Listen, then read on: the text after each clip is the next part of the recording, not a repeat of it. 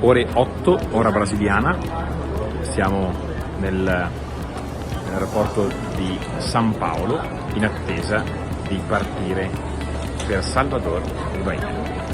Intanto stiamo facendo uno spuntino brasiliano. Si vede qua. Ciao ciao! È una colazione più che uno spuntino, dai, una colazione. Comunque volevo dire, Don Lorenzo, che sopra Salvador ci siamo volati anche prima arrivando. E poi Potevamo metterne un po' esatto, paracadute se risparmia un po' di scendere. tempo. Nel frattempo il gruppo 1 sta per partire fra una ventina di minuti. Avevo detto anche Emanuele.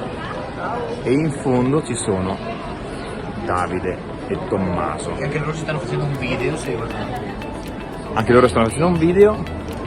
Ecco un selfie.